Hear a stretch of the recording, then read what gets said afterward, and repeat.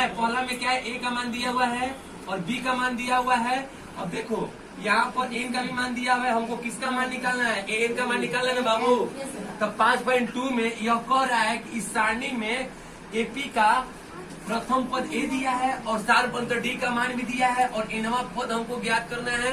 यहाँ पर देखो पहले इसमें जाएंगे, यहाँ देखो बनाते हैं SLOV सोल्व, ठीक है ना। यहाँ देखो क्या करें, ए का मान कितना दे, पहले बना रहे हैं, ठीक है ना। जोना में खाली स्थान है उसी का मान हमको निकालना है, ठीक है। जहाँ पर खाली स्थान है उसी का मान हमको निकालना है। ए का मान बराबर कितना दिया है, ए का मान दिया है 7, ठीक है। और यहाँ पर डी का मान दिया है, यानी कि डी का मान कितना दिया है बाबू, 3। अब देखो यहाँ पर एन का मान कितना दिया है, 8 दिया है ना। हमारा कोची के मान पर निकालने के लिए एन का मान, एन का मान जो कर रहा है तो एनवा पद मेरा कितना है बाबू, एन बराबर सूत्र में क्या लिखवाए थे, एन बराबर एन प्लस हाँ ए प्लस कोस्ट एन माइनस 1 इंटू डी। समझ में आ गया ना।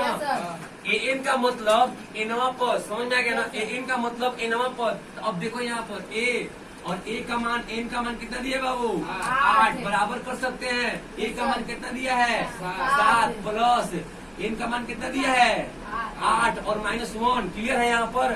अब देखो डी का मान इसने कितना लिया है, 3। हमको पता चल गया। अब देखो कैसे बना देंगे, एकदम आसान बन जाएगा, कुछ नहीं है, एकदम इजी। भाई देखो क्या दे रहा है, 7 प्लस यहाँ पर कितना करेंगे, 8 में से 1 घटेगा 7, तो यानी आएगा यहाँ पे 7 कोष्ठ घटेगा तो गुना 3, ज्यादा बोला जमा, ठीक है। अब देखो यहाँ पर ये 7 का 7 हो जाएगा और यहाँ प्लस के प्लस करो और 7 के बाद 70 के 21। अब यहाँ पर 21 और 7 कितना होता है,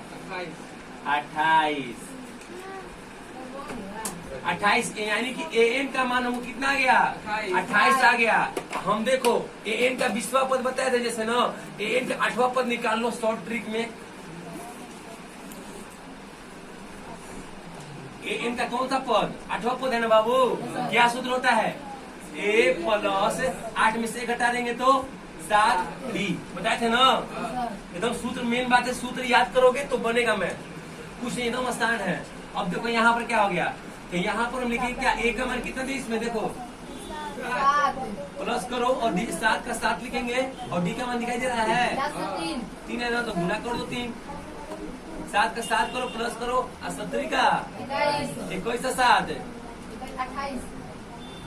दोनों का मान क्लियर हो गया। कितना आसान है। तो यानी कि जो मेरा 28 आ रहा है ना, यहाँ पर 28 होगा। कितना आसान बा ना, क्या बोल रहे, ठीक है।